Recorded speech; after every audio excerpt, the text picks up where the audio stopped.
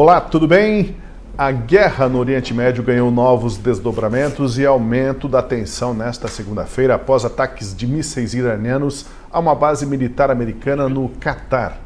O Brasil está a 11 mil quilômetros de distância do conflito, mas isso não quer dizer que o governo Lula perderia a chance de marcar posição se aliando aos seus parceiros de sempre. O Itamaraty emitiu uma nota condenando com veemência os ataques de Israel e dos Estados Unidos, mas não disse uma palavra sobre a chuva de mísseis iranianos contra o Estado judeu.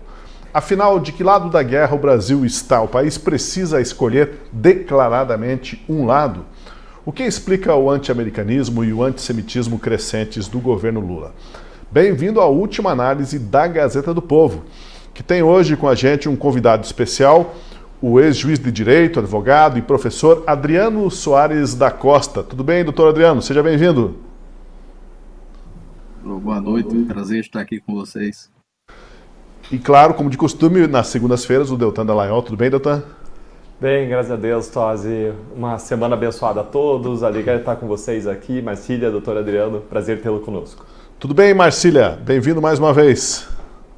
Tudo bem, Tosi. Prazer estar aqui contigo, Adriano, Deltan, toda a audiência, nessa segunda-feira fria de São Paulo. E fria também em Curitiba. Quem está bem acho que é o doutor Adriano, que está lá no Recife. Mas ele vem para Curitiba na quarta-feira e vai experimentar um pouquinho do nosso clima gelado aqui, porque o doutor Adriano vem participar de um evento da OAB sobre a regulação das redes. Um tema que, inclusive, a gente vai tratar também hoje no programa. Por isso o doutor Adriano está aqui com a gente para fazer uma análise crítica dessa proposta de regulação das redes e no ponto em que ela se confronta com as liberdades. Bom, a gente viu ali na introdução que o governo Lula, o Itamaraty, emitiu uma nota, condenando com veemência o ataque de Israel e o ataque dos Estados Unidos às instalações nucleares do Irã. E hoje o embaixador Celso Amorim foi ainda mais longe, disse que a ordem mundial acabou e que resta agora, abre aspas, um grande papel para os BRICS. Qual é a nova ordem que nós somos capazes de promover? Qual é a nova ordem que nós podemos propor e ajudar a criar, fecha aspas, do embaixador Celso Amorim? Pois bem, desde janeiro do ano passado, a gente sabe, o Irã faz parte desse bloco de países conhecido como BRICS, que tem como expoentes a Rússia, a China, o Brasil, a África do Sul. O que dizer dessa nova ordem mundial proposta por Amorim, com o Brasil e o Irã no mesmo bloco? E hoje é dia de sair com esse tipo de conversa, Deltan Dallagnol?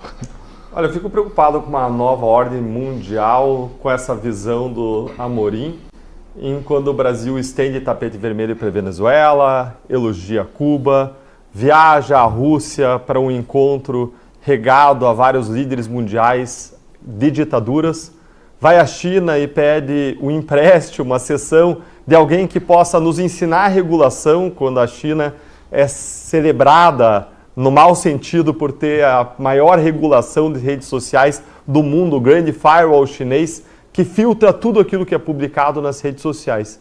Que tipo de aliança mundial que é essa que se busca? Quando o Brasil ele se alinha à Rússia ao criticar Estados Unidos e Israel, estando na contramão do que as grandes democracias do mundo estão hoje fazendo, que é, na pior das hipóteses, silenciar e não fazer crítica moral em relação aos Estados Unidos e Israel. Quando não apoiam, como a Austrália fez, como houve sinalizações da Grã-Bretanha, da França, em favor da atuação dos Estados Unidos diante do descumprimento do acordo internacional de não disseminação, de não proliferação de armas nucleares, do qual, aliás, o Irã faz parte e descumpriu, e a própria agência de fiscalização já vinha mostrando, dando sinais, apontando o descumprimento pelo Irã desse acordo de não proliferação de armas nucleares, o que representa aí sim um risco para a ordem global, o que motivou esse ataque preventivo por parte dos Estados Unidos e Israel. Então o que a gente vê o Brasil fazer hoje é se alinhar àquilo que existe de pior do mundo e fechar os olhos para o fato de que o Irã, com uma arma nuclear, representa uma ameaça não só a Israel, não só aos Estados Unidos, num país em que eles gritam, eles cantam, faz parte de hinos que eles cantam em público, morte a Israel, morte à América, mas representam uma ameaça a todo o globo. Gostaria de ouvir o doutor Adriano sobre isso, doutor. Como que o senhor analisa essa proposta de a gente formalizar um apoio e um alinhamento com os BRICS nesse sul global, como alguns afirmam, alguns defendem, e no momento em que a gente não foi chamado a dar palpite, a dar opinião, mas parece que o governo atual do Brasil sempre quer ter esse protagonismo a todo custo, doutor Adriano. Olha, o que acontece é que essa nova ordem global, aquela depois da Segunda Guerra, a ordem global mudou e ela foi constituída com os que venceram a Segunda Guerra. Em torno da ONU se constituiu uma lógica de democracia, de liberdade de expressão e de pensamento, inclusive. Essa era o que demarcava essa ordem mundial, sobretudo ocidental, que não estava cercada pelos países comunistas satélites da antiga União Soviética. E essa ordem mundial, ela de fato mudou já, e vem mudando no sentido de uma globalização, no sentido de que essa lógica, o Deltan falou sobre liberdade de expressão. Veja, os países que venceram a guerra em nome da liberdade, a Segunda Guerra, são os países que hoje, por exemplo, a Europa, trabalha contra a liberdade de expressão sob o nome de regulação das redes sociais também, com normas duríssimas. A gente tem visto na Inglaterra acontecer o mesmo procedimento no Reino Unido. Pessoas são presas e tem por rezarem em frente de uma clínica de aborto, pessoas que são presas ou recebem visita da polícia no Reino Unido por alguma questão relativa à postagem em rede social, na Alemanha do mesmo modo. Então, essa ordem social, ela passou a modificar, inclusive através da Agenda 2030 da ONU.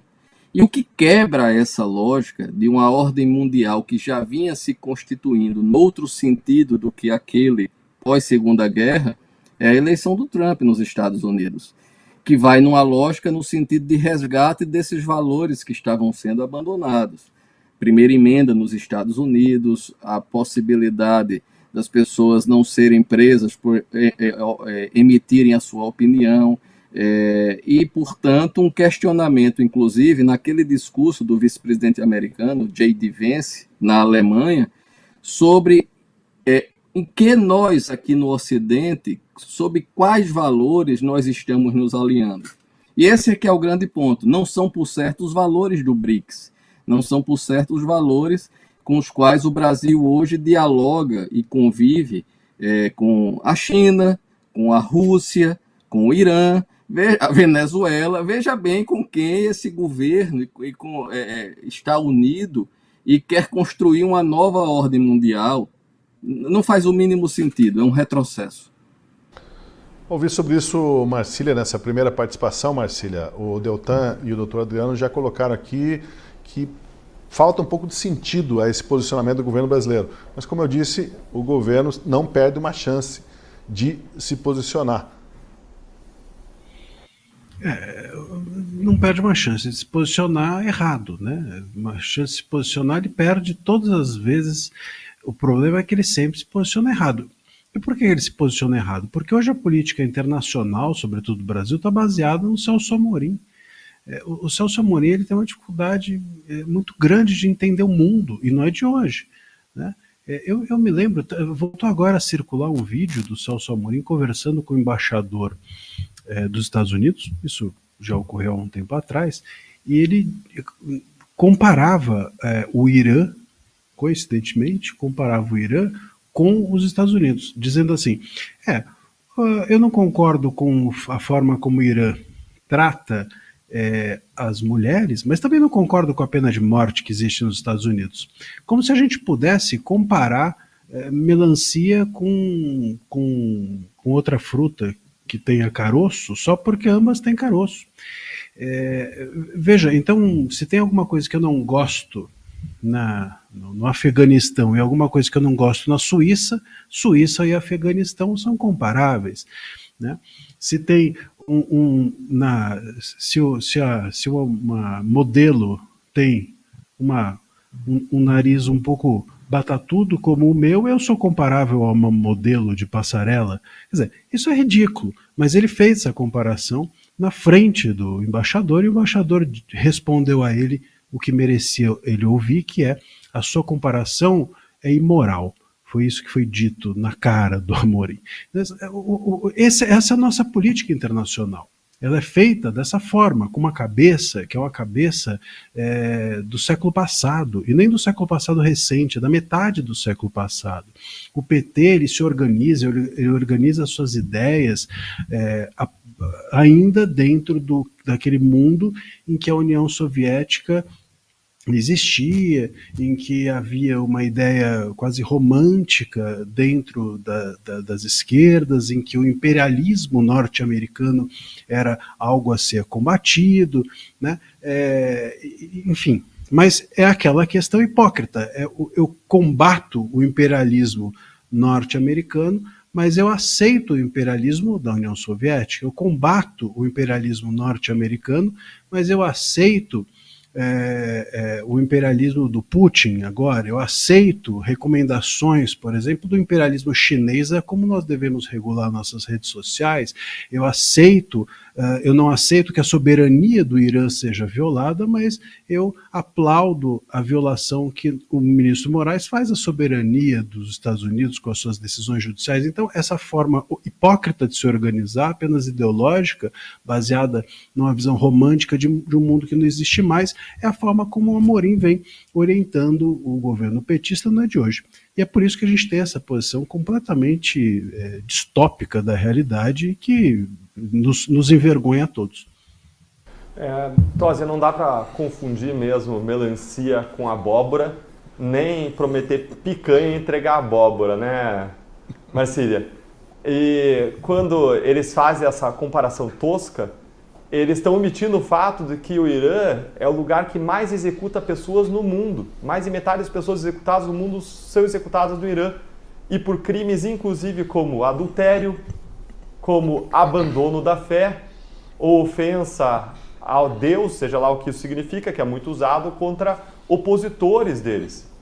E é um regime que executa tortura, executa um tratamento altamente opressor em relação às mulheres, que são obrigadas a usar aquela indumentária própria que esconde o rosto, só permite que muitas vezes os olhos sejam vistos, e as mulheres que descumprem acabam sendo objeto de violência pública.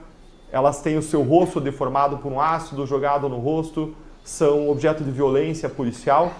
Então, é muita hipocrisia se dizer que se defenderão porque os Estados Unidos têm pena de morte. Pois é, agora eu queria saber de vocês se a gente está ficando cada vez mais parecido, vamos dizer assim, viés. Estamos mais num viés de sermos parecidos com os Estados Unidos, com a Europa, com países que moldaram a nossa Constituição até, ou estamos num viés mais de caminharmos a ficar parecidos com o Irã e outras dessas autocracias aí, as quais o governo Lula admira e cultiva relações diplomáticas, laços diplomáticos próximos, envia lá o MST para ensinar o pessoal da Venezuela a cultivar, não sei exatamente como que eles vão ensinar, mas enfim, tem lá, inclusive militantes do MST na Venezuela hoje. A gente está num viés mais de tendência a sermos parecidos com o Irã ou com, vai lá, Israel, né? Porque Israel também tem problemas lá, judiciais. Havia uma disputa forte entre Benjamin Netanyahu com o sistema jurídico, né, o sistema judiciário israelense, mas parece que há mais garantias e mais direitos em Israel do que no Irã, né? E a gente está mais parecido com quem? Eu vou para o doutor Adriano, deixa eu ouvir primeiro o doutor Adriano sobre isso. Olha, tem uma dissociação que a gente tem que fazer entre o que é o país, o que é a sociedade em relação ao governo do PT. O governo do PT, claramente, porque tem uma questão de uma visão de esquerda que eu tenho uma dificuldade muito grande de entender, que, a não ser por aquele jogo entre opressor e oprimido, a justificar, por exemplo, uma lógica em que se associem mais com países como Irã, como Venezuela, como Cuba, como regimes ditatoriais, em que não existe qualquer gesto em relação à liberdade das mulheres, de homossexuais, que são oprimidos, que podem ser inclusive assassinados, E a esquerda com esses regimes.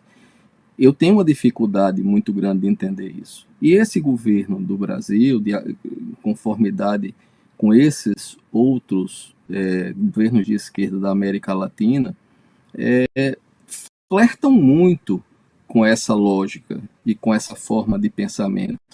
O anti-americanismo, ele é superior a qualquer racionalidade ou adesão aos valores que nutriram e formaram o que nós chamamos de Ocidente. Então, por exemplo, comparar Israel com o Irã está mais ou menos nessa comparação crítica que o Marcília fez. Como comparar, por exemplo, as discussões jurídicas ou judiciais ou os enfrentamentos entre um primeiro-ministro e a Corte Constitucional de Israel dentro do jogo democrático, em que, por exemplo, reformas propostas não passaram, em que as pessoas eram livres de manifestar contrariamente e outras para apoiarem, tudo dentro de um jogo democrático, diferentemente do que ocorre, por exemplo, com o Irã, que é um Estado que é terrorista, que apoiou o terrorismo, que fez um ecossistema de associações e organizações terroristas como Hamas, Hezbollah, e fazer uma falsa equivalência. Nós vimos os jornais falando, por exemplo, a imprensa, a mídia, se Israel tem uma bomba atômica, por que o Irã não pode ter? Nós ouvimos esse tipo de lógica. A da esquerda e a mentalidade de um governo de esquerda chega até essa lógica enviesada de equiparar coisas absolutamente distintas. Um governo democrático, pequeno, encrostado ali numa região toda hostil a ele, mas que preserva a democracia, com um regime terrorista que nega direitos humanos básicos como esse dos ayatolás.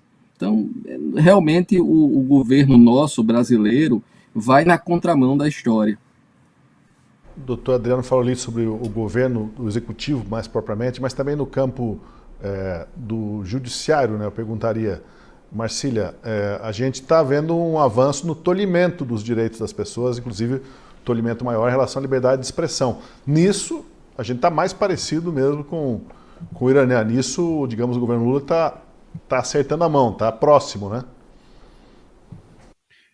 E olha que eles se esforçam bastante, né? Não é fácil a gente se aproximar desse tipo de regime, mas eles estão realmente... É um empenho, de noite, né? Eles trabalham bastante para isso, não dá para negar, né? Não tem folga o governo para que as nossas liberdades sejam arrancadas. Eu acho que a gente pode até pegar aquela música do Caetano que fala o Haiti, que chama Haiti, né? O Haiti é aqui, o Haiti não é aqui. A gente pode brincar com o Irã, talvez se o Caetano enxergasse o mundo, se ele enxergasse hoje o mundo que ele enxergou há 30, 40 anos atrás, talvez ele pudesse adaptar a sua canção.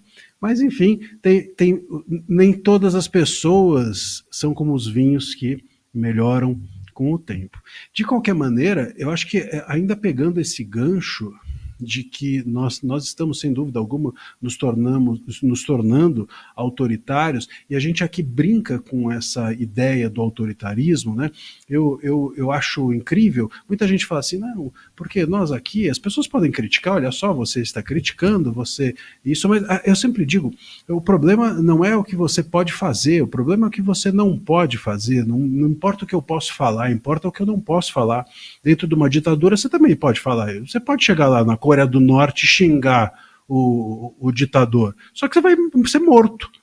Mas você pode. Então, você pode aqui falar também, mas as consequências que nós estamos sofrendo por falarmos ou por defendermos certas ideias têm sido gigantescas.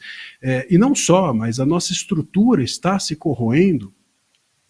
Se a gente olhar, por exemplo, para as últimas semanas, eu estou até escrevendo sobre isso, se a gente perceber, por exemplo, nós tivemos agora até uma matéria da Gazeta do Povo em que o presidente de uma montadora, ele simplesmente está sendo processado por ter questionado uma lei a respeito de isenção para deficientes. Ele não questionou os deficientes, ele questionou a lei, é uma política pública. E pronto, está sendo processado por atacar minorias. A gente teve há um tempo atrás um documentário, uma empresa, enfim, uma produtora que foi simplesmente processada pela AGU por questionar a Maria da Penha. Veja, a história da Maria da Penha, então não pode se questionar mais a história de ninguém. Nós tivemos um comediante condenado a 8 anos de prisão por fazer piada, nós tivemos aí jornalistas que foram, a pedido de um ministro da Suprema Corte, que foi condenado por excesso de ironia. Então, assim, nós vamos desestruturando a solidez da nossa democracia aos poucos. Então, não adianta falar assim, mas no Irã, lá eles tacam pedra nos outros, lá você é condenado por adultério, é um negócio muito mais grave. Sim, mas isso não aconteceu do nada. Uma ditadura formal, ela não se faz da noite para o dia, ela não começa com um ato de tomada do poder, ela começa com a desestruturação do sistema. E nós estamos caminhando para isso. E a passos largos, a passos bem largos. E isso preocupa imensamente. Então, acho que a gente está muito mais próximo, pelo menos no sentido da forma de tratarmos as nossas liberdades individuais, as nossas liberdades públicas, muito mais próximo. Digamos assim, o Irã está muito mais no nosso horizonte do que os Estados Unidos ou do que qualquer outro país de regime democrático. Claro, não dá para comparar Irã com o Brasil, não vou fazer isso, porque seria apenas apelativo, mas como eu disse, uma ditadura, um fechamento, é uma maratona. E nós estamos, sem dúvida, nesse caminho. E com um governo que é muito hesitante em tudo, em todos os seus posicionamentos, como a gente estava falando. De certa forma, Deltan, o Brasil tem sorte que não tenha toda essa relevância que o presidente Lula imagina que deveria ter no cenário geopolítico mundial, né? Porque senão estariam prestando mais atenção ao que o Lula, ao que o nosso judiciário também faz por aqui, e poderia ter consequências mais graves, né? Parece que é como se tivesse alguém lá gralhando ao fundo e talvez não estejam prestando atenção. Mas são graves esses posicionamentos brasileiros, pelo menos no sentido da nossa tradicional diplomacia, sempre a nossa tradição, que era de isenção, de imparcialidade, de não se precipitar para um dos lados em conflito. Mas eu acho que os outros países olham para o presidente Lula como aqueles adultos que veem a criança entrando na sala. O presidente Lula dá declarações do tipo de que vai resolver problema de guerra sentando na mesa do bar e tomando uma cervejinha com as pessoas que estão em conflito, que mostra uma ignorância em relação à complexidade, à profundidade dessas questões. Quando o presidente Lula critica Israel e Estados Unidos por estarem adotando essas ações preventivas contra o Irã, o que o Lula está fazendo é querendo defender o direito do Irã de descumprir os tratados, enriquecer urânio acima de 60%, e acima de 60% não tem razão de pesquisa que justifique esse grau de enriquecimento que não seja o desenvolvimento de uma bomba nuclear. Então o que o Lula está fazendo é querendo garantir ao Irã o direito de produzir uma bomba nuclear. E vamos lembrar que a gente não está falando de uma nação democrática, não está falando de uma nação que possa ser comparada aos padrões ocidentais de racionalidade ou de comportamento.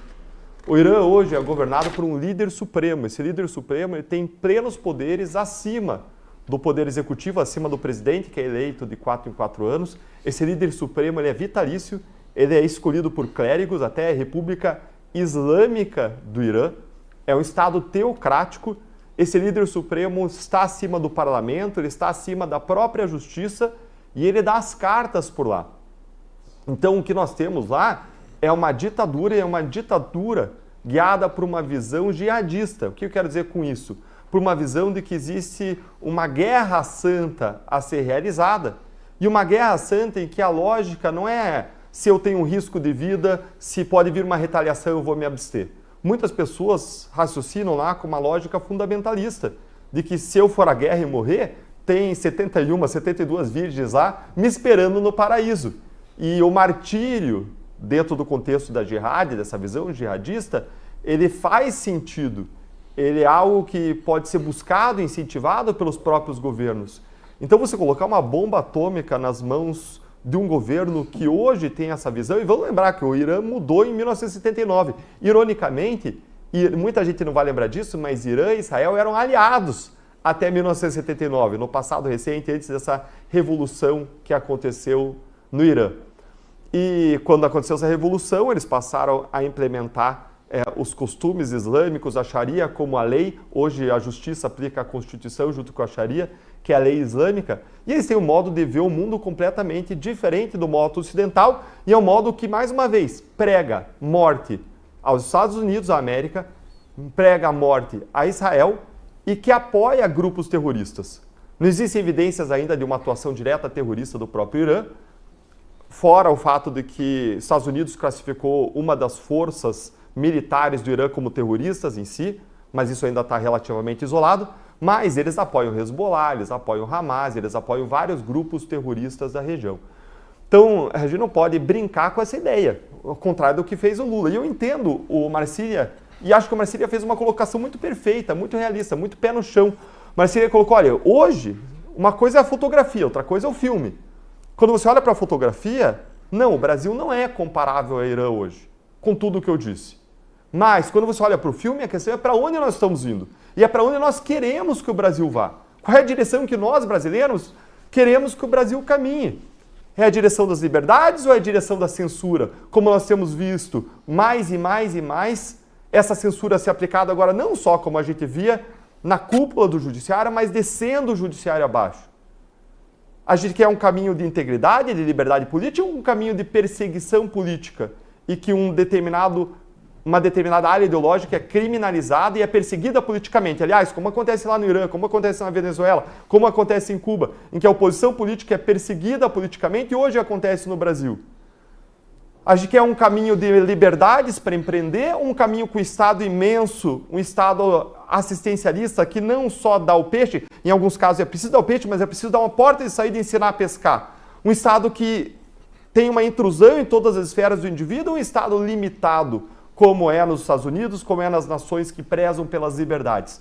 Então a preocupação do Marcília, a preocupação do Adriano é a minha preocupação. A preocupação é para onde nós estamos indo como país. E o Marcília foi perfeitamente lúcido, nós não somos o Irã. Agora, qual é o caminho que nós temos trilhado? É o caminho, sem dúvida, na direção oposta do que nós queremos. Não é o caminho de Israel, não é o caminho dos Estados Unidos, é sim o caminho do Irã, de Rússia, de Venezuela, de Cuba, debaixo desse governo do PT. E eu queria finalizar lembrando de uma pérola de sabedoria do Carlos Fernando dos Santos Lima, que era um colega da Lava Jato, era o nosso sênior, era o nosso ancião. E graças a Deus não é um ancião do tipo Gilmar Mendes, não. Era um cara ponderado, correto, honesto, íntegro, pé no chão. E ele me lembra às vezes você, Marcília, nas ponderações, viu? Ele adora ler poesia, é um cara chamou de ancião. Ele pensou que era por ser ancião. Ancião. Também por isso, Marcília. Também pelos cabelos brancos. E o Carlos Fernando, ele recorria à seguinte imagem. Vários de vocês vão lembrar que quando a gente estava na escola, eu estudava física, a gente tinha que calcular qual que era o vetor de força resultante. Ou seja, você via a força representada por uma flecha e o tamanho da flecha era o quanto era forte aquela força. Então tinha uma força para um lado, outra para o outro lado, outra menor na outra direção, diferentes ângulos. E aí o exercício era a gente dizer qual é a resultante desse conjunto de diferentes forças.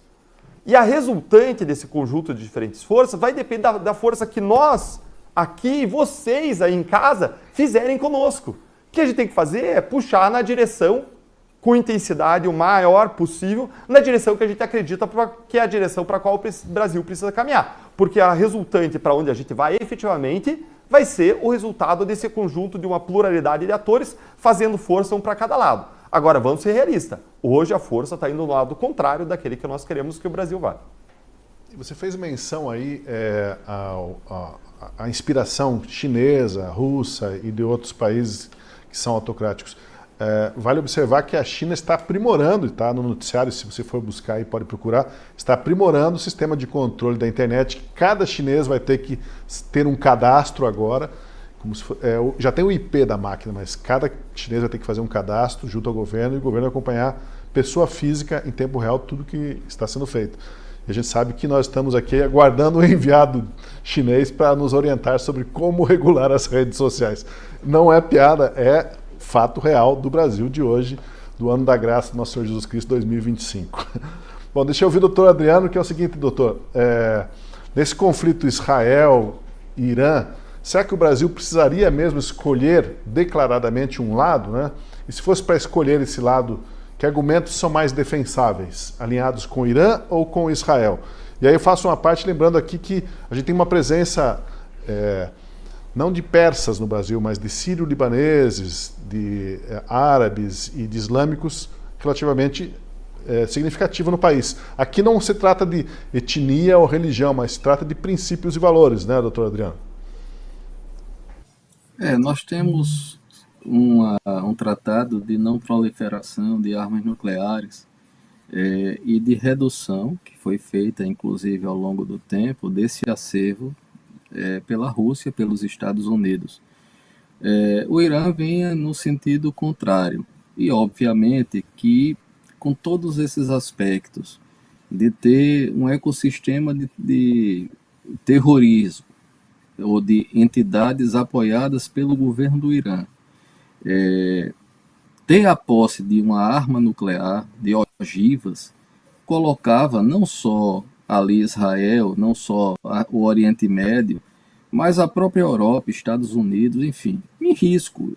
Porque você não teria controle algum, aliás, nem a agência internacional hoje sabe onde, se, por exemplo, todo o urânio já com 60% trabalhado, onde está esse urânio, se foi destruído efetivamente. A agência internacional, perdeu o controle sobre isso.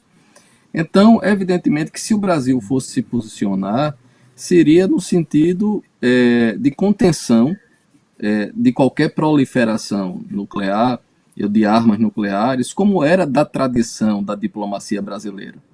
Agora, desde Celso Amorim, desde 2006 do governo Lula I, que o Brasil começou nesses governos do PT, lá se vão, salvo engano, 16 anos ou mais do PT no poder, ao ter uma diplomacia absolutamente estranha com a sua tradição. Uma diplomacia vinculando-se a esses países de tradição não democrática. E por essa razão, esse pronunciamento do Brasil, através do Itamaraty, não era inesperado, não foi surpresa, mas obviamente coloca novamente o Brasil no meio de uma crise internacional, escolhendo o lado errado e com uma posição absolutamente estranha à nossa tradição. Infelizmente, mais uma vez, o PT, com o seu governo, desserve o Brasil. E, aliás, para encerrar, ontem, salvo engano, a Embaixada dos Estados Unidos publicou uma foto de uma região aqui do Brasil em que é rica em extração de urânio. E ali tem um sinal, talvez embutido, da atuação do governo brasileiro com o governo iraniano. E isso nos poria, se verdade for, no centro de uma crise internacional que não seria bom para o Brasil. Pois você deve ter visto essa imagem, né? É uma imagem de uma espécie de uma cratera, né? Um espaço aberto numa floresta, de onde estaria sendo feita a extração de urânio, né? E aí vinculando a essa parceria Brasil-Estados Unidos. Algo realmente para ser ponderado e compreendido e explicado. Deixa eu perguntar para o Marcílio aqui, Marcília, por que a esquerda passa por cima de questões como o direito das mulheres e da população LGBT quando se trata de ditaduras aliadas, né? Porque se em Israel, lá as minorias podem ir às ruas protestar e atacar o governo. Já no Irã, quem se arrisca a fazer isso pode acabar sendo preso ou até morto. Como entender a cabeça desse pessoal de esquerda diante desse argumento, né? Porque é um argumento óbvio, né? Contundente. Você pode sim protestar lá em Israel, mas vai protestar no Irã. E nesse caso, por que a esquerda ela passa pano, como se diz? Porque nós estamos diante de uma esquerda que não defende de verdade esses valores. Veja, se você defende, assim como a esquerda não defende de verdade valores de minorias, tem também uma parte da direita que não defende de verdade a liberdade de expressão. Eu sempre digo, o grande teste é se você, aquilo que é nublado, aquilo que é cinza, quando é contra alguém que você desgosta, se você é capaz de defender o valor, ainda assim, quando ele está na boca de alguém que você odeia, bom, aí sim você é um defensor daquele valor. Eu vou dar um exemplo que eu sempre uso, porque é muito bom. Uma vez eu estava vendo Roda Viva, assistindo Roda Viva, e estava lá o Saramago, José Saramago, escritor português, de que eu gosto, inclusive, muito. Alguns livros, outros deles são muito ruins, mas alguns são geniais, e ele é conhecidamente um comunista. E aí alguém chegou para ele e falou assim, escuta, você diz que você por princípio é comunista. E ele falou, sim. Ele falou, mas você não acha que... essa entrevista deve ter sido nos anos 90, o jornalista falou assim, mas você não acha que, hoje em dia não faz nenhum sentido mais ser comunista? Ele falou, bom, isso não me importa porque eu sou comunista por princípio. E já virou e falou, próximo. Quer dizer, se você defende aquilo por princípio, não tem uma questão de, agora eu vou me adaptar à realidade. Não, é um princípio seu. Então, se você defende a liberdade de expressão por princípio, você defende em qualquer situação. Na boca de quem for, sob qualquer circunstância ou temperatura, né? Se você defende a liberdade de expressão só no momento ideal, só quando está todo mundo defendendo, só quando tem mais gente perto, você é um oportunista, você não é um defensor da liberdade. A mesma coisa sobre minorias. Se você defende minorias, você precisa defender em qualquer momento. Mas eu sou contra Israel, certo? Mas tem gente ali matando mulheres, então eu sou contra o Irã, ponto. Simples assim, mas eles não conseguem. Por quê? Porque eles não defendem aquele valor. Eles defendem o interesse que está por trás daquele valor. Então, é isso que acontece. Muita gente fala assim, mas como é que é possível pessoas da esquerda hoje advogando em favor da censura? Essas pessoas não advogaram em momento algum em favor da liberdade. Elas advogaram em favor da liberdade delas. Esses artistas que estão aí batendo palma para a hashtag sem anistia, e como é que é possível se antigamente eles eram a favor da anistia? Eles não eram a favor da anistia, eles eram a favor da anistia deles. Então a gente precisa diferenciar muito bem quando uma pessoa defende um valor e quando uma pessoa defende um interesse. O governo petista hoje, ele defende interesses, ele não defende valores, né? Eu vou dar um exemplo de como isso pode ser maluco, mas eu estava numa conversa, num debate em um outro programa, e estava aquele Rui Costa, que é o do PCO.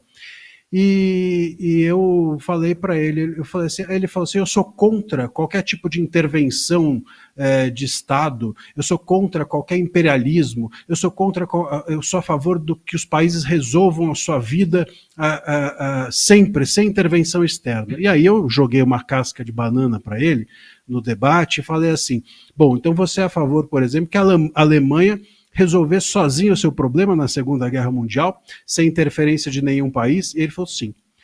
Bom, ele que durma com esse raciocínio dele. É o raciocínio dele. Eu, enfim, acho assombroso. Mas é coerente ele se manteve numa coerência que a minha é assombrosa.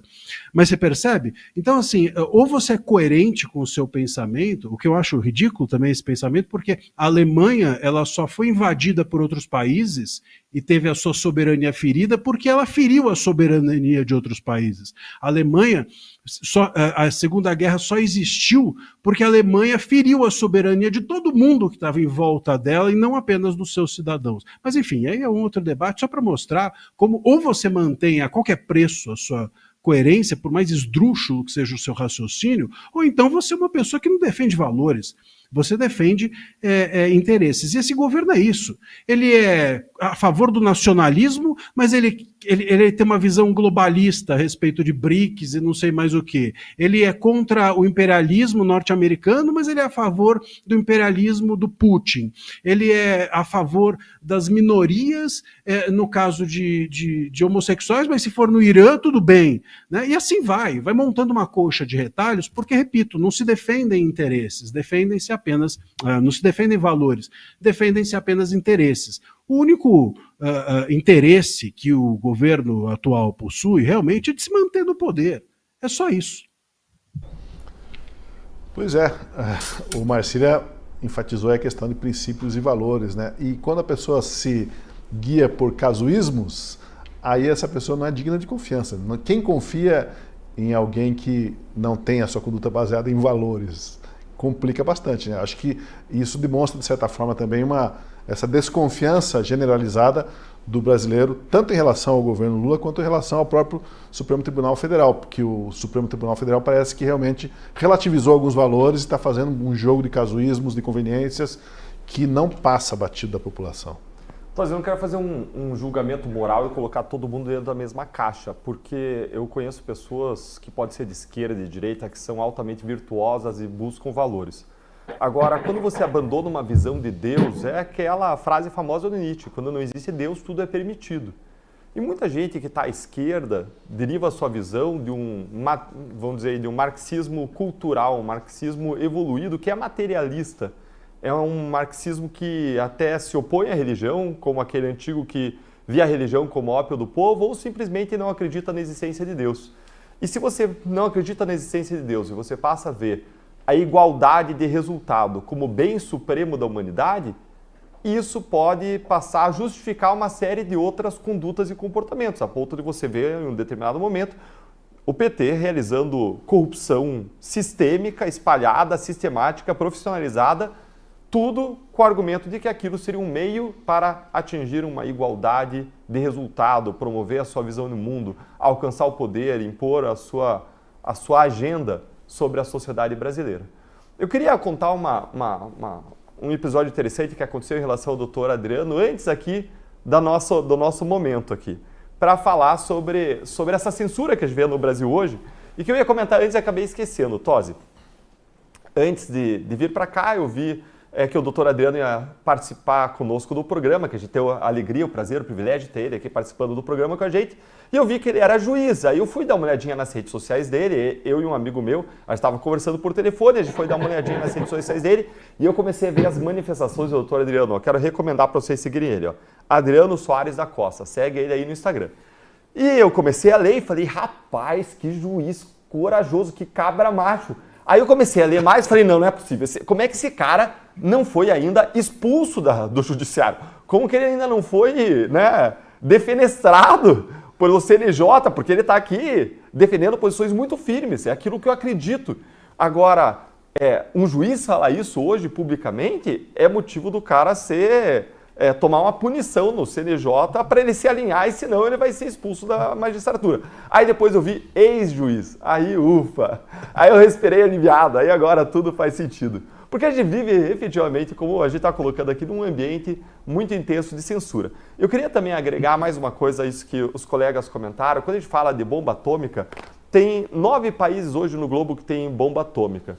5 países são autorizados a ter, que são aí 5 países que saíram vitoriosos aí da guerra, que são Estados Unidos, França, Grã-Bretanha, China e Rússia. São os países que saíram vitoriosos da Segunda Guerra Mundial. Ainda que a China não tenha tido aí um envolvimento mais intenso, ela é considerada como um dos países não nucleares que saíram vitoriosos.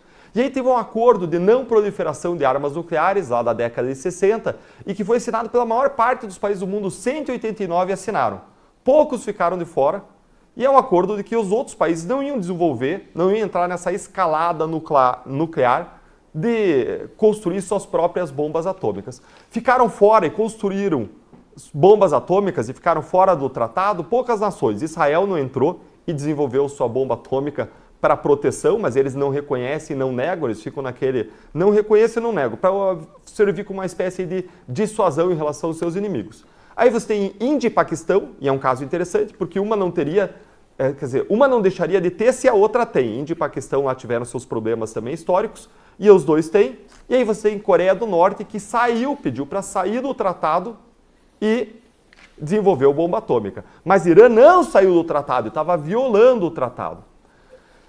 Agora, quando a gente olha ainda para esse cenário todo aqui, a gente vê que se a gente permitir que Irã desenvolva a sua bomba nuclear, fora todos os perigos inerentes à condição do Irã, fora o caso de que é algo contra a lei, vamos dizer assim, contra a lei internacional, contra esse tratado internacional, fora todo o risco que isso gera diante do perfil do país, que é um país fundamentalista, teocrático, existe aí um aspecto geopolítico muito sensível.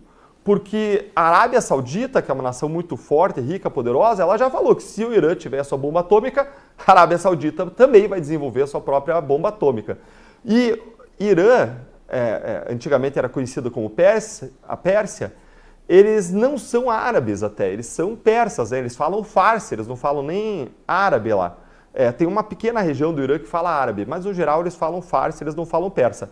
Só que eles estão ali no meio de uma série de nações, você tem árabes, você tem a Turquia, os turcos, e essa escalada de bomba atômica numa região altamente sensível vai fazer com que outros países, como os Emirados Árabes Unidos, como o Egito, também queiram ter a sua bomba atômica. E logo a Alemanha, que perdeu a guerra, ela vai dizer, poxa, esses caras estão tendo, eu também vou ter. Você vai ter uma nova corrida nuclear. Você tem um grande risco aí de um efeito cascata de proliferação de bombas atômicas em diferentes governos, inclusive em regiões que historicamente são muito instáveis politicamente, como o Oriente Médio é.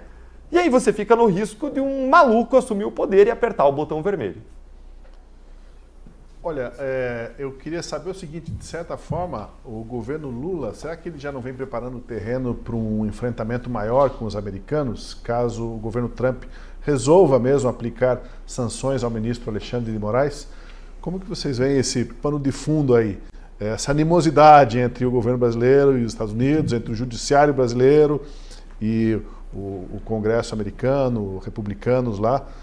Estamos, de certa forma, num aquecimento de um embate que pode ficar um pouco mais sério no campo diplomático, Marcília?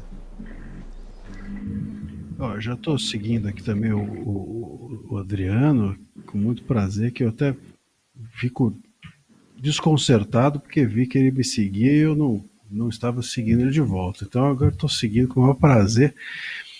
E, olha, com certeza absoluta, nós temos uma situação diante dos Estados Unidos muito ruim. E sabe, Tosi, não é só agora, porque ninguém leva a sério o Lula, né? Veja, a gente viu na última viagem dele fazer um hang loose na foto. Aliás, a inteligência artificial tem sido uma das coisas. Eu sempre achei que não ia servir para nada, mas esses vídeos que eles fazem com inteligência artificial, sobretudo de piadas de tio do pavê e de memes de Lula, me divertem demais. O pessoal vive me mandando e continua me mandando, que eu adoro piada ruim e adoro ver esses memes. Fizeram o Lula em cima da mesa, e eu não posso nem dizer o que mais fizeram nesses memes com inteligência artificial. Ótimos, mas ele fazendo, infelizmente isso não era inteligência artificial, isso era falta de inteligência orgânica, falta de inteligência real, fazendo hang loose, etc., e nos fazendo passar vergonha lá fora. Agora, quando passar essa fase, quando o Lula sair do governo, que são elas. Nós vamos ter muito o que fazer para recompor algum tipo de imagem decente lá fora.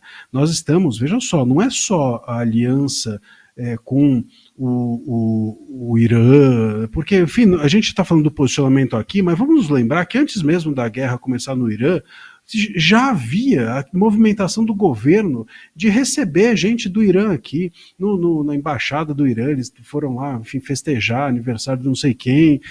O Alckmin, coitado do Alckmin, só metem o Alckmin fria, tudo que é bom vai para a Janja que vai fazer, tudo que é péssimo o Alckmin é que faz.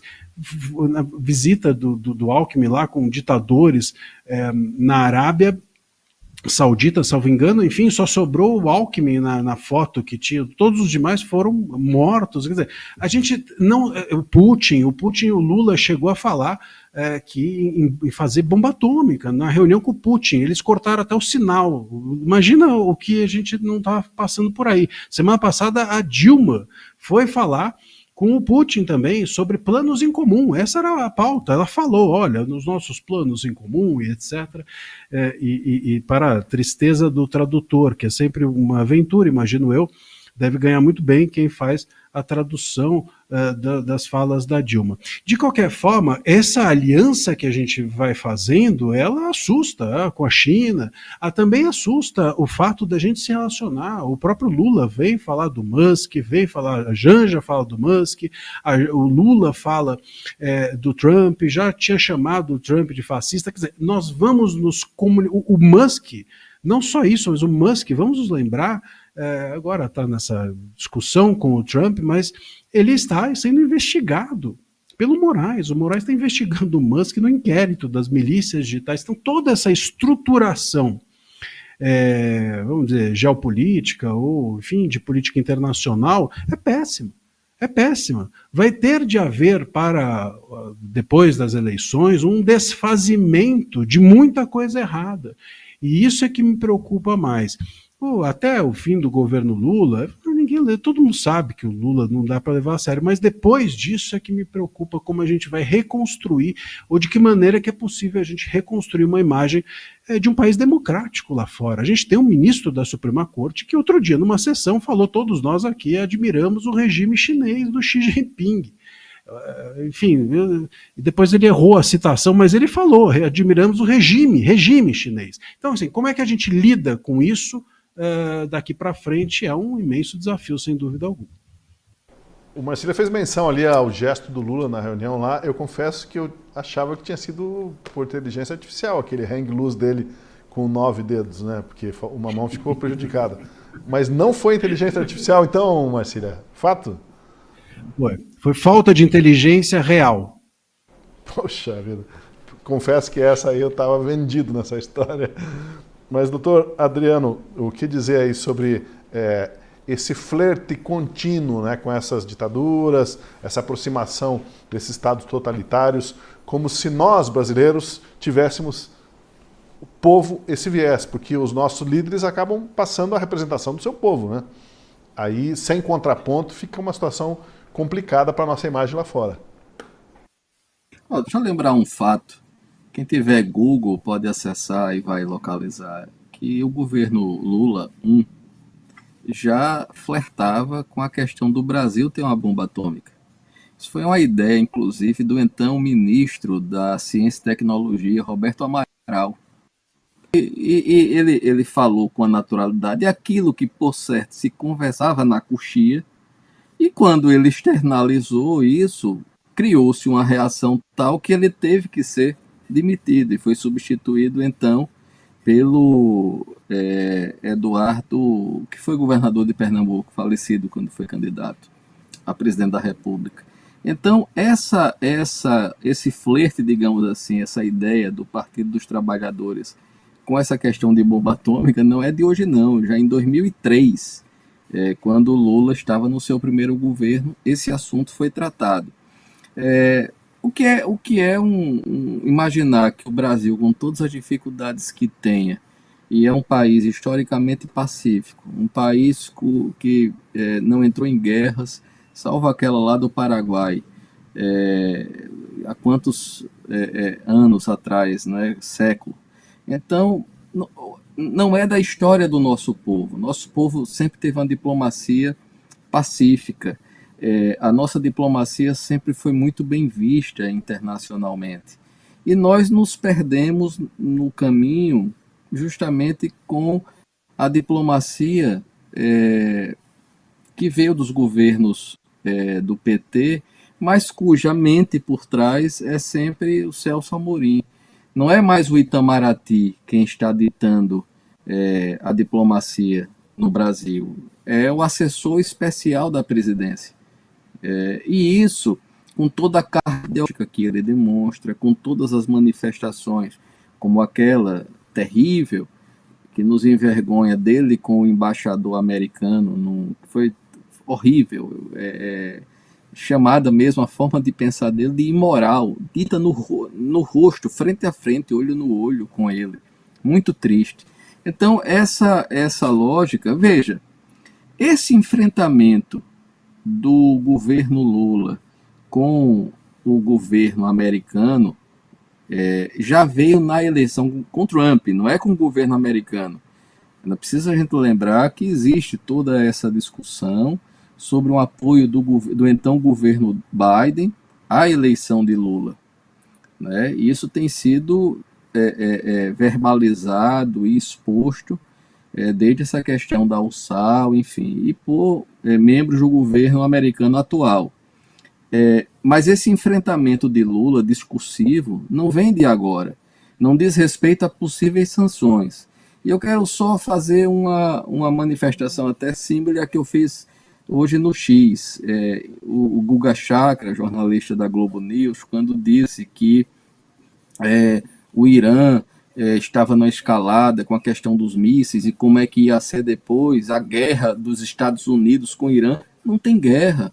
O Irã hoje não tem nem o espaço aéreo dele é livre. O espaço aéreo iraniano está sob domínio de Israel. Então, é a mesma coisa diplomático entre o Brasil e os Estados Unidos. As sanções que venham dos Estados Unidos não tem embate, serão duríssimas se elas vierem, com consequências imensas para um governo que é hoje impopular, é um governo que não tem maioria no Congresso, é um governo sem entregas na área econômica, o povo se sentindo escorchado economicamente por uma inflação imensa.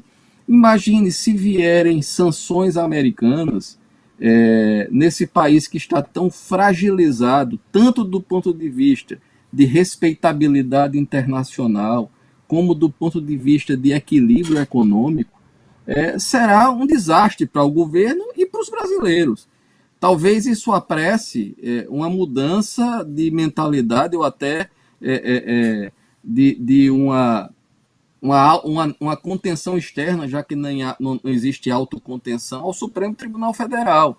Mas esse consórcio político entre governo e Supremo, nesse momento, não faz frente ao governo americano, como não faz frente o Irã em relação ao poder bélico americano. É uma ilusão. Então, nós estamos sempre muito expostos no Brasil por conta do atual governo brasileiro. Mas, como eu disse, viu, essa história de bomba atômica na mentalidade petista não é nova, não. Aí lembra aquele ditado, né? Cutucar a onça com vara curta, né? Não fica inconsequente esse tipo de atitude também. É perigoso trazer consequências sérias para o país como um todo, né? Quando o governo age de forma aparentemente irresponsável ao se aliar a ditadores autocráticos e ao criticar tão frontalmente e veementemente aqueles que seriam seus aliados tradicionais, né? Mas é interessante que o Irã disse que, o porta-voz lá do Irã disse que o país avisou os americanos que iam fazer o ataque para evitar baixas. Então, foi um ataque simbólico e os próprios americanos já deram como se fosse um ataque simbólico e passa uma régua nisso e deixa para lá e vamos negociar uma paz aí, vamos negociar... Ô, Tosi, pois não. Se me permite, deixa eu só fazer um breaking news aqui. Acabou de ser anunciado pelo presidente Trump o cessar-fogo entre Israel e Irã. Ou seja, depois de que as bombas atingiram lá as usinas nucleares e destruíram, e nessa situação que o Irã está, acabou que soltaram os foguetes lá em cima no Catar, fizeram aquela, e agora aceitaram o cessar-fogo. Enfim, me parece que o Oriente Médio vai ter uma resolução para esse conflito israelo-iraniano.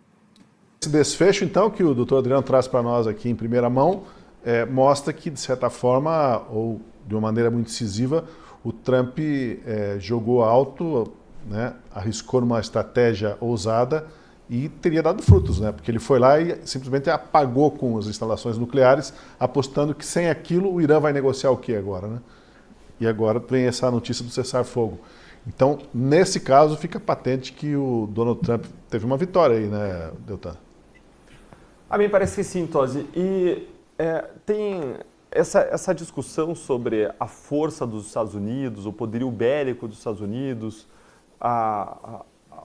o grande poderio de fogo americano, inclusive diante das outras nações. Isso me lembra uma discussão que separa progressistas e conservadores no tocante a você ter armas, não só como cidadãos, mas também como estados. O progressista ele tem uma visão, e eu vou recorrer aqui a uma distinção que foi escrita por um autor que eu acho genial, talvez seja o autor que eu mais admiro, um norte-americano chamado Thomas Sowell. E ele escreveu um livro sobre conflito de visões. E ele mostra como conservadores e progressistas, ao longo da história, eles se dividem, eles pensam diferente em relação às questões do mundo. E o progressista, ele tende a ter uma visão do homem idealizada, de que todo homem quer o bem, de que todo homem é uma pessoa pacífica, vai querer o bem dos outros. Então, a solução para o problema da guerra, na visão do progressista, é se baixarem as armas, é se abandonarem as armas. Já na visão do conservador, a solução é totalmente diferente, porque a visão do mundo é diferente.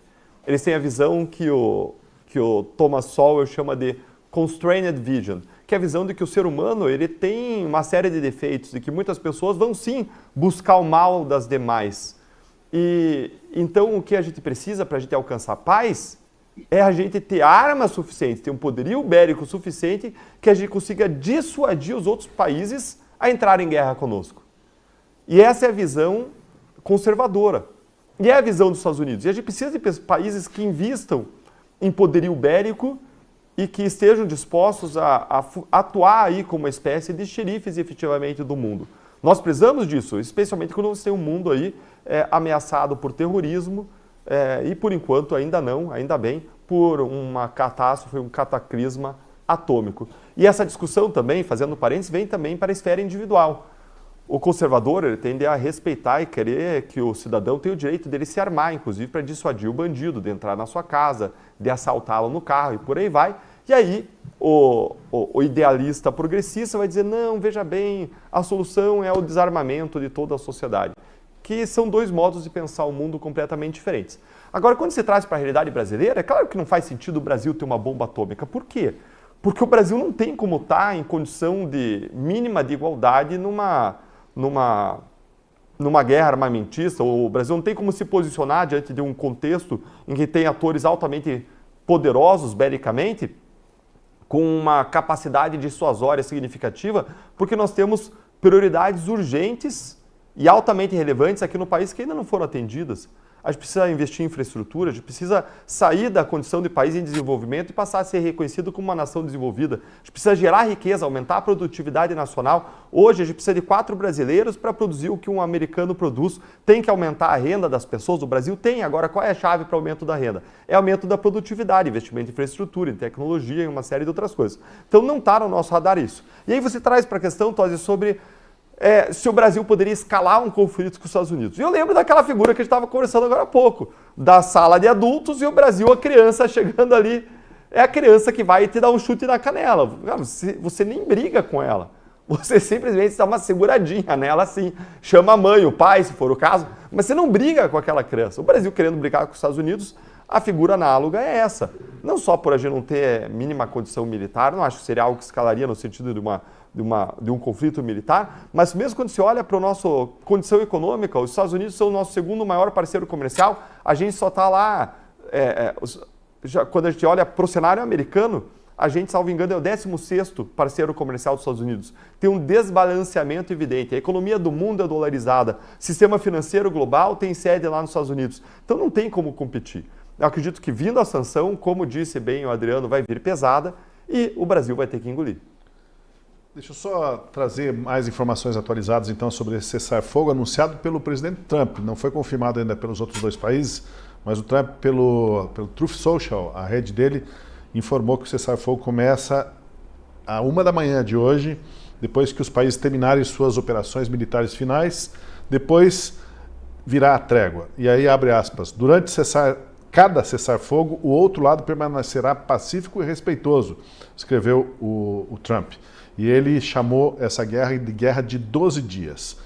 Abre aspas novamente. Partindo do princípio de que tudo funcionará como deveria, o que funcionará, gostaria de parabenizar ambos os países, Israel e Irã, por terem a resistência, a coragem e a inteligência para encerrar o que deveria ser chamado de a guerra de 12 dias. Essa guerra parece que foi encerrada com aquelas mega bombas que foram jogadas lá nas montanhas do Irã, né? Eu até duvido que esse cessar-fogo tenha sido combinado com o outro lado. Provavelmente ele foi estabelecido ali unilateralmente pelo próprio Trump. Vai ter um cessar-fogo aí, se acomodem.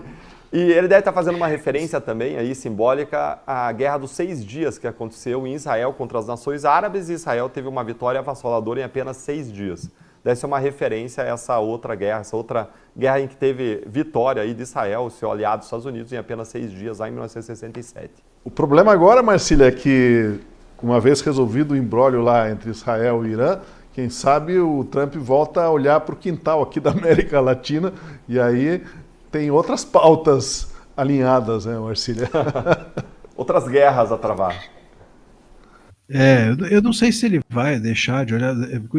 Essa questão também ocorreu quando a gente falou que, quando houve aquela discussão, né, briga entre o Musk e o Trump, falaram: epa, agora acabou a possibilidade que o Trump olhe aqui para as questões brasileiras como estava olhando, porque isso dependeria muito do Musk. O Musk é quem lidava com redes sociais. No dia seguinte, ele anunciou a ação da Trump Media contra o Moraes. Então, a gente, enfim, é um país organizado, eles conseguem lá fazer várias coisas ao mesmo tempo. Não acho que isso possa prejudicar a questão que eles estão lidando aqui, não.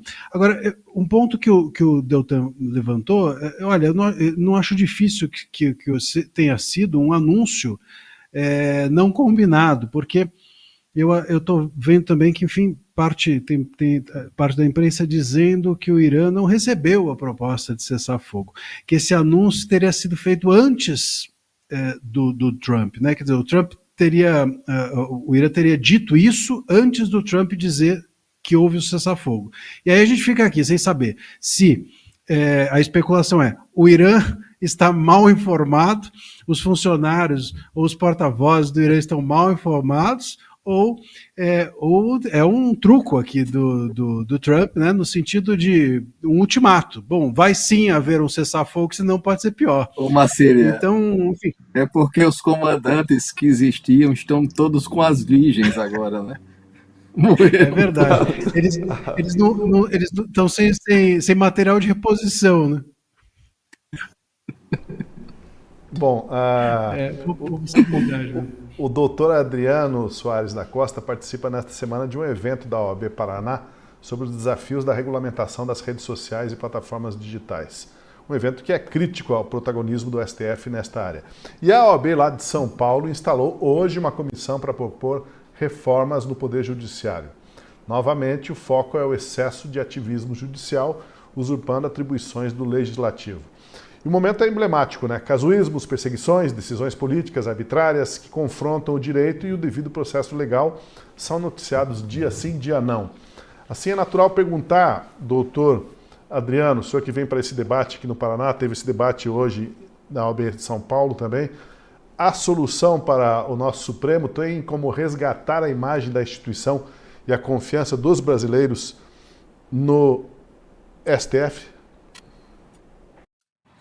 Olha, o Supremo vive a sua maior crise de imagem, de legitimidade. O Supremo perdeu algo que é essencial na Suprema Corte, que é a autocontenção. Quando seus membros têm dito publicamente, não só pelas práticas, mas discursivamente, que o Supremo agora é um órgão, sobretudo político, é um poder político. O próprio ministro Barroso fez menção, numa visão iluminista, de que o Supremo deve ter uma atuação política. Na medida em que o Judiciário passa a ser utilizado como ferramenta de governo, de gestão, e, ao mesmo tempo, como um instrumento de pauta política, por exemplo, sobre regulação de redes sociais, vai haver qualquer discussão no Congresso, um ministro do Supremo se dirige ao Congresso para pressionar, para tentar estabelecer uma pauta ou uma não pauta.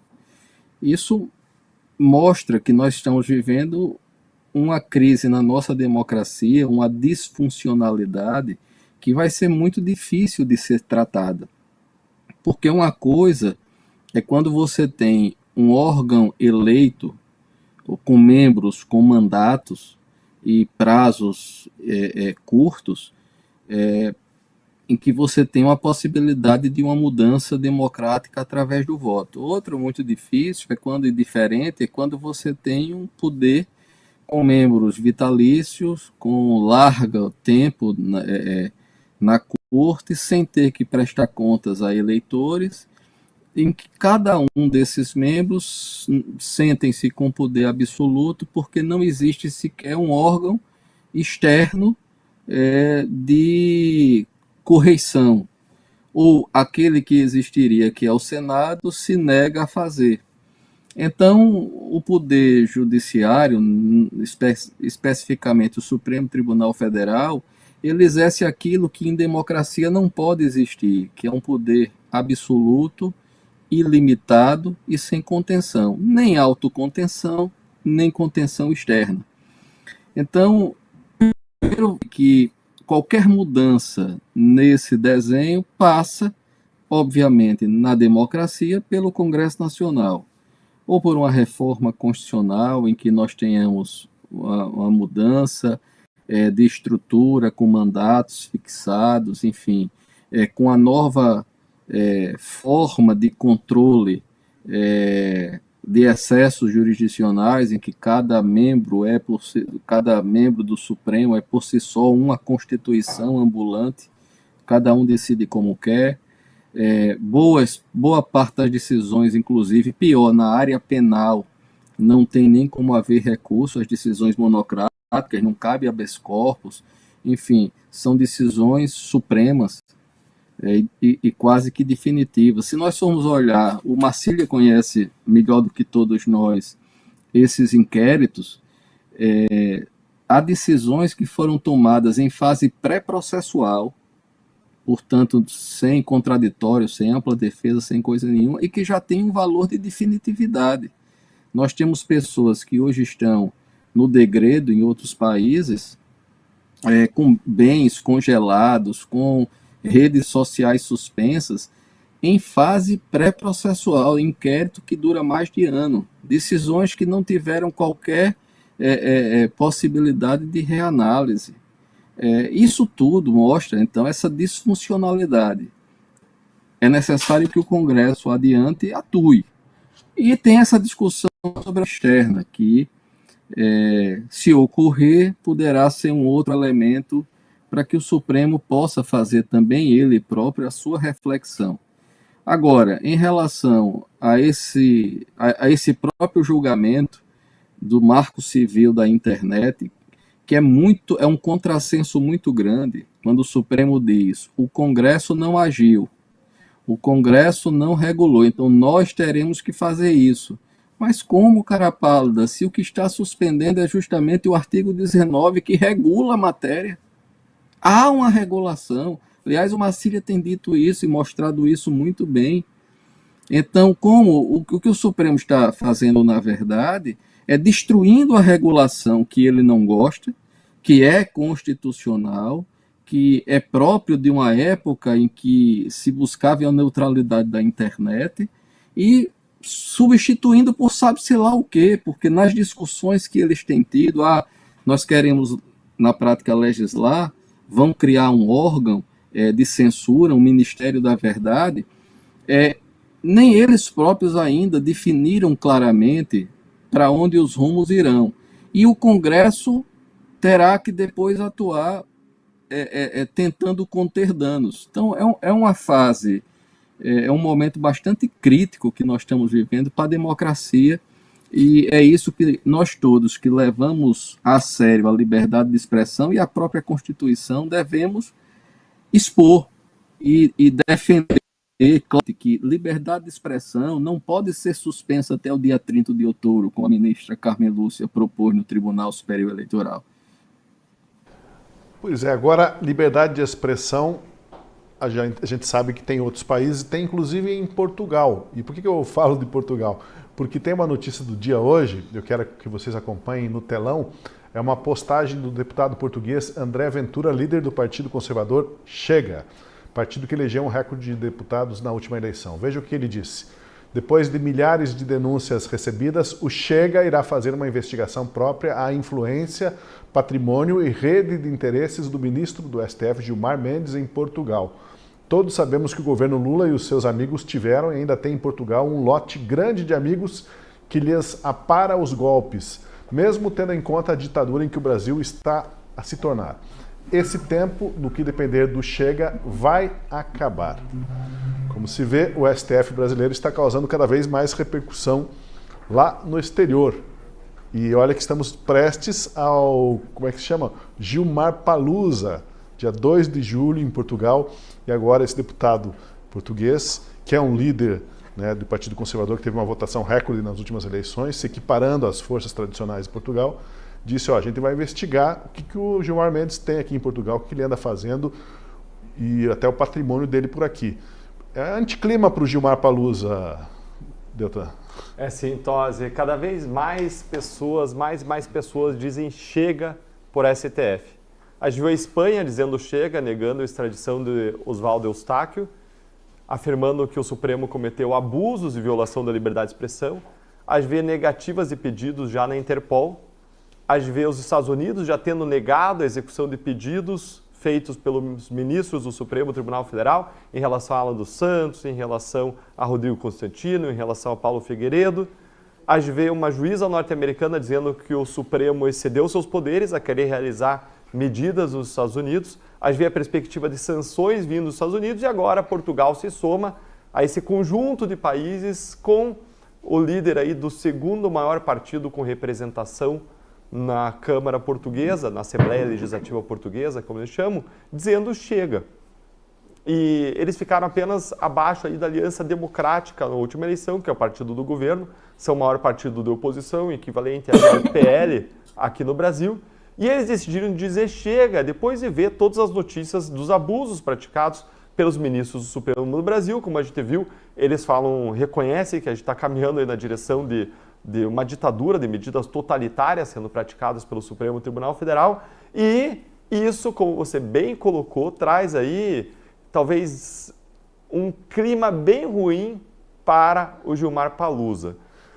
Gilmar Palusa vai acontecer agora num ambiente de uma possível investigação portuguesa sobre as orgias jurídicas que acontecem no Gilmar Palusa, em que nós vemos políticos, vários deles políticos influentes, interessados em decisões do Supremo, junto a ministros do Supremo, junto a empresários muito ricos, alguns deles investigados na Lava Jato, alguns deles investigados em outras operações que foram ou serão julgados pelo Supremo, e outros com casos do interesse de seu interesse e das suas empresas no Supremo Tribunal Federal.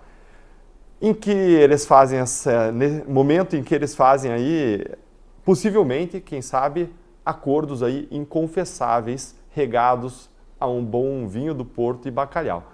Então, a gente está colocando aí, vamos dizer, água no vinho do Porto português do Gilmar Palusa. Marcília, estão estragando a pazárgada do Gilmar Mendes também, né? Porque para lá ele sempre vai, quando ele quer se desligar dos problemas brasileiros, mas agora não é que o deputado português resolveu fuçar na vida do Gilmar? Eu acho que é um grande perigo para o deputado português, não para o Gilmar. Eu acho que quem corre risco aí é o português, viu? Porque o Gilmar é muito poderoso, como todos nós sabemos. E é um ministro que está lá há muito tempo e que, enfim. Agora, o que eu acho que fica cada vez mais difícil, né, é a história dos ministros de que existe uma tentativa de deslegitimação da corte, de que os países que vão contra o Brasil são fascistas, né? Eles tentaram fazer isso com o Trump, tentaram falar isso em relação aos Estados Unidos quando houve aqui a possibilidade de aplicação de sanções a ministros. Agora, como é que a gente fala da mesma coisa, como bem lembrou o Deltan, se a Espanha, que nem de direita diz que o Eustáquio estava sendo perseguido politicamente. Como é que a gente lida com isso? Então, o Alan dos Santos estava sendo perseguido nos Estados Unidos, tá, mas e o Eustáquio na Espanha? A Espanha também é fascista, mesmo sendo um país que hoje não é governado pela direita, então o fascismo aqui é o que? De esquerda? Como é que a gente lida como é que eles lidam com isso? Vai caindo essa possibilidade narrativa. Então, a Portugal também não, mas o Chega é de direita, certo? Bom, mas sabe, daqui a pouco toma-se o Estado português toma alguma medida, e aí como é que fica? Não, mas é o Estado. Então a gente vai sempre tentando driblar a necessidade de enxergar o óbvio, que é o nosso judiciário, sobretudo o STF, se tornou um judiciário indomável.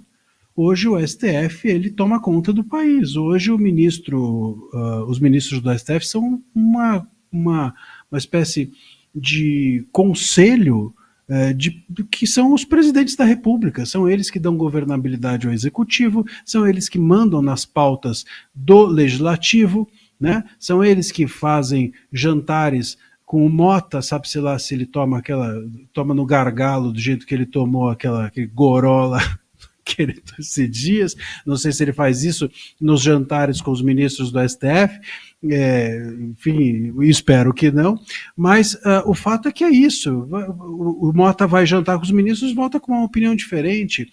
A gente tem aqui o próprio executivo, como sempre digo aqui, porque é uma reportagem muito interessante, foi muito interessante, da Gazeta, dizendo que sei lá, 80%, 90% das pautas do STF eram favoráveis ao governo, ou seja, ele empresta governabilidade ao executivo. Hoje o executivo depende, se não houvesse o STF na vida do Lula, o próprio Gilmar já disse algo semelhante, se não houvesse, o Lula não teria caído, por conta de um impeachment ou qualquer coisa do gênero, porque não teria condições de ter governabilidade, a AGU, enfim, todo o aparelhamento que a gente tem hoje em dia, a imensa quantidade de candidatos de direita que são tornados inelegíveis pela justiça eleitoral e assim por diante. Então, se o STF em algum momento não olhar para essa situação e não entender que ele não vai poder resistir ao óbvio, bom, eu creio que cada vez mais o STF vai ganhar inimigos, né? Vai ganhar pessoas descontentes, as pessoas vão começar a se organizar, vão começar, enfim, quem sabe até a OAB possa sair aí da toca. A gente está se aproximando do fim do nosso programa de hoje. Eu queria saber se tem alguma notícia do dia que não pode passar batido. O doutor Adriano já deu o breaking news, né, da trégua anunciada pelo Trump, ou imposta pelo Trump, mas também fique à vontade, doutor Adriano, a gente dá uma olhada no noticiário do dia aí, ou resgata alguma coisa que vale um último comentário aqui no nosso programa. Eu queria só fazer uma reflexão rápida. Sobre o CNJ e o CNMP, mas sobretudo o CNJ. Veja, esses órgãos eles foram pensados pelo Márcio Tomás Bastos, na época do Lula 1, como uma espécie de controle social do Judiciário e do Ministério Público. Era essa a ideia, a concepção. Hoje, o CNJ e o CNMP, mas o CNJ em particular, eles passaram a ser instrumentos do Poder Judiciário hoje de unificar, do ponto de vista inclusive sancionatório, de corregedoria, a própria magistratura. Isso aumentou o número de juízes afastados, juízes respondendo a processos, e fez com que a magistratura hoje tenha os seus atos escrutinados, não apenas do ponto de vista de disciplinar, de erros em iudicando, erros em procedendo, não necessariamente com desvio doloso. Enfim, então, por questões administrativas, você não cumpriu uma determinada meta, você não julgou determinado número de processos, você passa a ser afastado. E isso fez com que a magistratura hoje tenha sobre si um peso muito grande, que é o da atuação do CNJ de acabar com a vida daquele agente público. E isso passou a ser também um instrumento de poder. Mas por que eu estou falando do CNJ? Eu vou falar também do Tribunal Superior Eleitoral. O Tribunal Superior Eleitoral também passou, nessas questões de liberdade de expressão, a ter uma atuação muito forte e a ser também um instrumento dessa nova lógica do Supremo Tribunal Federal de cerceamento da liberdade de expressão e de controle de determinados setores da política. Então, o que nós tivemos em 2022 para cá, já em 2022 muito fortemente, aconteceu algo absolutamente inusitado. A Corregedoria do Tribunal Superior Eleitoral, ela passou a ter uma atuação antes de qualquer processo eleitoral, e sem iniciativa de nenhum outro órgão, mas apenas exclusivamente seu, de censurar perfis de determinados influenciadores de direita. O Te Atualizei da Bárbara e vários outros, de deputados. Nós tivemos várias suspensões de perfis feitas pelo Tribunal Superior Eleitoral sem que houvesse resolução para isso, sem que houvesse processo eleitoral e, portanto, não era de competência do Tribunal Superior Eleitoral. Então, de um lado, nós tivemos uma atuação do CNJ sobre a magistratura, e do lado nós tivemos uma atuação do Tribunal Superior Eleitoral sobre redes sociais e eventuais até futuros candidatos, sem estarmos em processo eleitoral.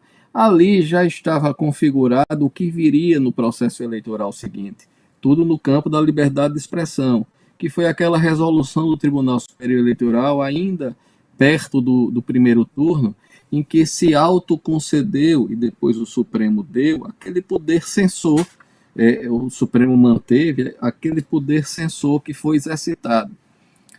Isso eu estou querendo só lembrar que o que nós estamos discutindo aqui é algo que não é gracioso e não é solto. Existe uma lógica por trás dessa atuação cada vez mais repressiva à liberdade de expressão.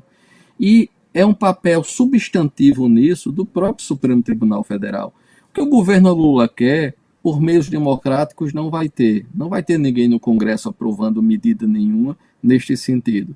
Então, aquilo que Marcília disse, aquilo que Delanhol falou, no final das contas, quem está fazendo esse papel e instrumentalizando esse poder de cerceio da liberdade de expressão? É aquele que seria o guardião da Constituição. Isso é o que nós precisamos ter claro e refletir. O Supremo Tribunal Federal hoje está sendo, em nossa democracia, o poder mais disfuncional contra a própria estrutura democrática. Obrigado, doutor Adriano Soares da Costa. Obrigado pela sua participação na última análise hoje. Eu quero ouvir rapidamente se o Marcília tem alguma coisa que não pode passar batido, também o Deltan, e a gente encerra. Eu quero. Posso, Marcília? Pode. Eu já trouxe todas. Ah, boa. Senão eu ia falar com a preferência dos mais velhos, mas então eu vou. Ontem saiu um novo áudio do Cid, um novo diálogo que foi vazado e divulgado, em que ele apontava que a razão pela qual o Alexandre de Moraes persegue o Bolsonaro é raiva e ódio.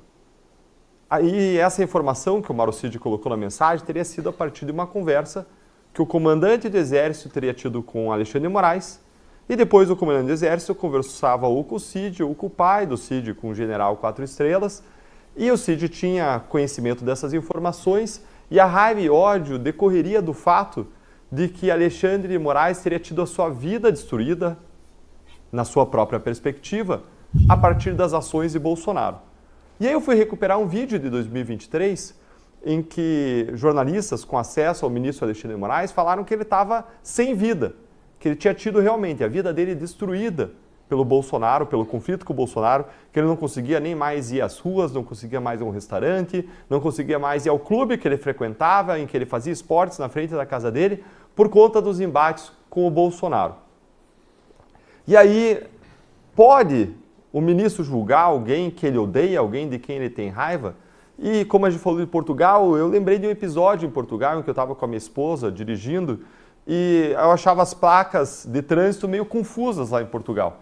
E eu parei num determinado lugar e falei, amor, espera um pouco aqui dentro do carro que eu vou aqui entrar na panificadora, uma padaria que tinha na frente, e vou perguntar se pode parar aqui na frente. E entrei lá e perguntei para a pessoa, o balconista, pode parar aqui na frente? Falou, pode, mas vai pagar uma multa. Falei, não, peraí, como assim? Mas pode ou não pode? Não pode. Mas pode, então, não tem problema. Não, pode, mas vai pagar uma multa. E a questão é, pode Alexandre de Moraes julgar? E os portugueses, a gente ri bastante, que eles são muito literais, né? Se pergunta, tem uma Coca aí? Ele fala, tem, mas não há. Ou seja, existe Coca-Cola, mas eu não tenho aqui para vender. E em relação ao Moraes, pode o Moraes julgar alguém de que ele tem eventualmente raiva, ódio? Não, não pode. Quer dizer, pode, né? Usando a linguagem portuguesa, pode, mas ele tem que ser em seguida objeto de um processo de impeachment. Porque isso é crime de responsabilidade previsto pela lei do impeachment, você ser suspeito, impedido e você julgar ainda assim um caso. Então, pode, mas tem que tomar um impeachment. O problema é que a segunda parte não tem aqui no Brasil. A multa não acontece, Tosi. Muito obrigado, Deltan. Obrigado, doutor Adriano, mais uma vez. Obrigado, Marcília. Obrigado a você que acompanhou a gente. O Última Análise, sempre de segunda a quinta-feira, às 7 da noite. E eu reprise no dia seguinte. Até o nosso próximo encontro.